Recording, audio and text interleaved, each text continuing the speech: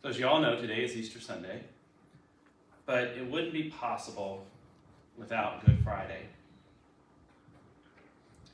As I was listening to the Good Friday sermon the other night, one thought really stuck with me. Not only did Jesus die for my sins, but Jesus died for the sins of his accusers. The sins of the people that put Jesus on the cross were forgiven. Not because they deserved it, but because of the loving grace of God. So now think about that the next time someone does something wrong to us. We don't have to know what Jesus would have done if someone did something wrong to him, because he made the ultimate sacrifice. And we can honor him by forgiving anyone who has done harm to us in the past and to continue to forgive him in the future. There's a contradiction between Good Friday and Easter. Good Friday was a day of despair, but Easter offers us hope. But it is not a hope in the earthly sense.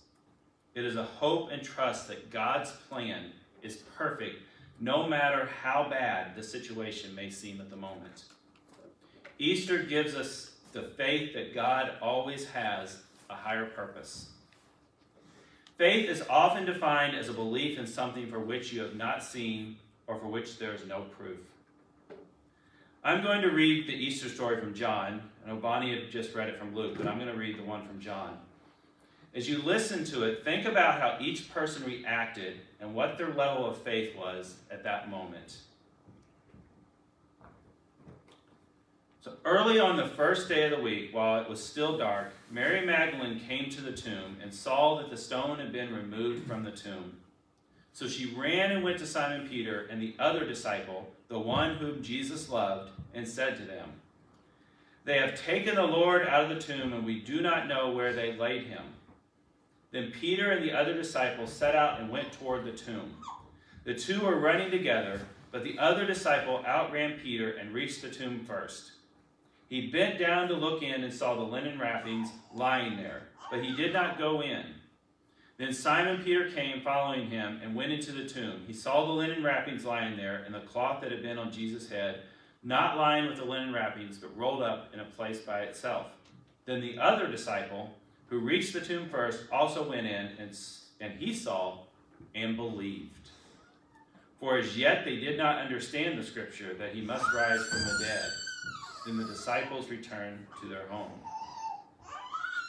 But Mary stood weeping outside the tomb. As she wept, she bent over to look into the tomb, and she saw two angels in white sitting where the body of Jesus had been lying, one at the head and the other at the feet. They said to her, "Woman, why are you weeping?" She said to them, "They have taken away my Lord, and I do not know where they have laid him." When she had said this, she turned around and saw Jesus standing there, but she did not know it was Jesus. Jesus said to her, "Woman, why are you weeping? Whom are you looking for?" Supposing him to be the gardener, she said to him, "Sir, if you have carried him away, tell me where you have laid him, and I will take him away." Jesus said to her, "Mary." She turned and said to him in Hebrew, "Rabbani," which means teacher. Jesus said to her, "Do not hold on to me, because I have not yet ascended to the Father. But go to my brothers and say to them, I am ascending to my Father and your Father, to my God and your God." Mary Magdalene went and announced to the disciples, "I have seen the Lord." And she told them that he had said these things to her. So let's look at the characters in this story. Mary Magdalene was the first to see the stone had been rolled away from the tomb. She stood there weeping because she thought Jesus' body had been stolen. But once she had heard Jesus' voice and he said, "Rabbani," she believed. Mary had notified two disciples. One was Simon Peter, but John does not tell us who the other disciple is. He just keeps saying the other disciple whom was loved by Jesus. There are many that believe the other disciple was in fact John. I don't know whether this is true or not, but the other disciple believed instantly. All he had to do was look in the tomb, and he believed. Even though he did not understand the scripture, he believed. Simon Peter was a bit more skeptical. It is not as clear in John's account, but in Luke, that Bonnie read this morning, it said that he was wondering to himself what happened. So you have three people who had different levels of faith. John, who believed instantly. He had faith without even seeing Jesus. Mary Magdalene, she needed to hear Jesus' voice, but once she heard that voice, she believed. But Simon Peter, from the account in Luke 24:12, it said he was confused. He didn't understand. However, if you read on into John, the next chapter, Jesus did appear to Peter when he was fishing. And this time Peter did believe.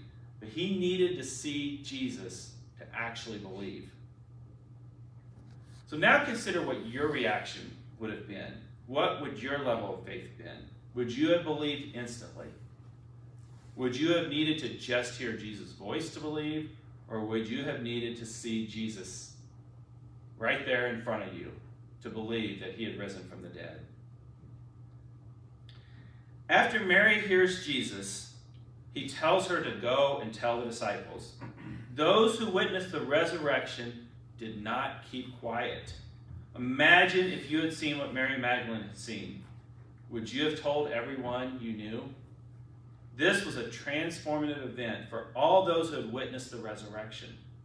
Whether they saw the empty tomb or saw Jesus after he had risen from the dead, it transformed them.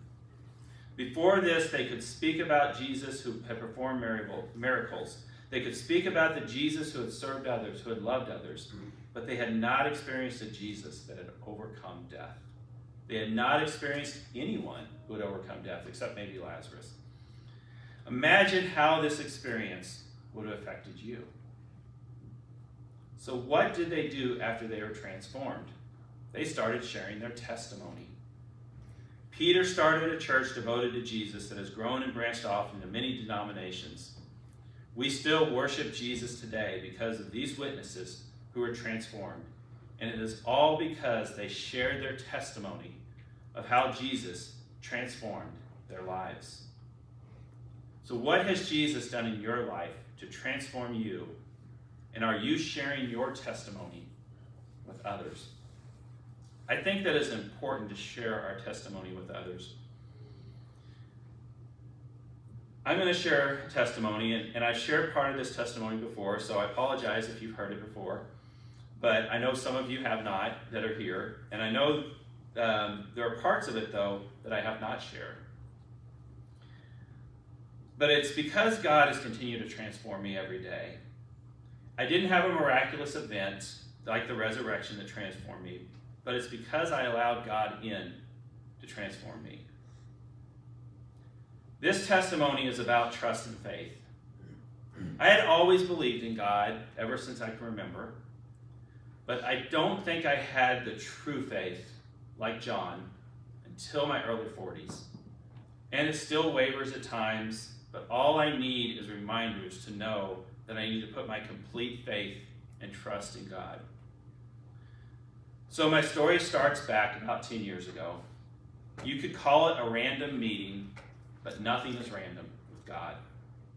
I was at a dinner at an actuarial conference, and I was sitting next to a man named Rick Nelson. Now, Rick may not mean anything to you, but I look back on the events of my life, and it is this one pivotal dinner that set them in motion. You see, I was looking for a new job. I had not gotten a raise for several years. I had no promotion opportunities, and I would pray to God about my situation. And every time that I prayed, I heard this from God: I have big plans for you, but you have to be patient. It's hard to trust God when you feel like there's things that aren't going right in your situation. But every time I prayed, he said, you have to be patient, but I have big plans for you. Now remember, this was 10 years ago, so it was around 2011, 2012. I don't remember the exact year, but I can picture in my mind the room I was in and where I was sitting. And Rick and I started talking about our jobs and what we were doing. He told me he worked for a consulting company that created pricing manuals for medical stop-loss insurance. You don't have to really know what that is, and a lot of people have no idea what I'm talking about when I say that. But during our conversation, I decided to tell him that I would be interested in doing his job. I don't know why I decided to do that, but I basically told him, I said, that's an interesting job. I'd like to do that someday. There was only one problem. He wasn't hiring anyone. He didn't need anyone else to do what he was doing. So remember, this was around 2011, 2012 when we had this conversation. So I kept looking for jobs. I kept praying, and God would tell me it was not the right job. I went on some interviews. Most of them, I wouldn't even get to the point where I would allow them to even offer me the job, because I'd pray and God would say, no, this is not the right job for you. Because every time he would tell me, I have big plans for you, you have to be patient. In August 2015, it was about 3 to 4 years later after I had this dinner, I got a call, and it was Rick Nelson. He told me he was retiring and asked me if I was interested in his job. I immediately told him yes. I interviewed with his boss, and they offered me the job. But that was just the beginning. While I loved the work I was doing at the consulting company, working in consulting was very time-consuming. I was traveling at least 2 to 3 weeks every month. I remember 2 stretches where I had 8 trips in 8 weeks. I also had very few weekends where I did not have to work. So it was starting to be a lot. I didn't really have the work-life balance that I wanted. But one of my clients in the consulting company was a company called Sun Life. I was on a plane one morning getting ready to fly out for one of my many business trips to Connecticut. I was browsing LinkedIn and I saw a job posting for Sun Life. I thought, this looks interesting, so I emailed one of the people I'd been working with to find out more information. I told him I was going to be in Connecticut, where he lived, and would like to have breakfast with him to discuss the job. During our conversation, he said they had already been talking about me as someone who would be a good fit for the job. So I applied that night and got a call from HR the very next day. Now, if anyone has ever applied for jobs at large companies, you would understand how unusual that is. I've applied for a lot of jobs, and it usually would be 2 to 3 weeks, sometimes longer than that. To get a call the next day just seemed amazing. But what happened next could have only happened through God's intervention. They wanted me to interview with 3 people in person. The first person was my prospective and now current manager. She was in Boston. As I mentioned before, I travel a lot, and so I happened to have another business trip scheduled next week, and it happened to be in Boston. Most times on business trips, I would fly in late the night before the meeting and fly out after that meeting, not have any time for anything extra. But for some reason that I can't remember, my flight was first thing Tuesday morning, and my meeting was not until Wednesday. So I had Tuesday afternoon free. That allowed me to fit the interview in without having to adjust my schedule. So God said, how about making it even more interesting? I had another business trip the next week to Austin, Texas, going to a conference. As I mentioned before, they wanted me to interview 3 people in person. Guess where the other 2 were going to be that next week? They were going to be at the same conference I was at in Austin, Texas. I was able to interview with both of them in person while I was there. As you probably imagined, I got the job. At that point, I would have been shocked if I didn't. I trusted God when he said he had great things for me.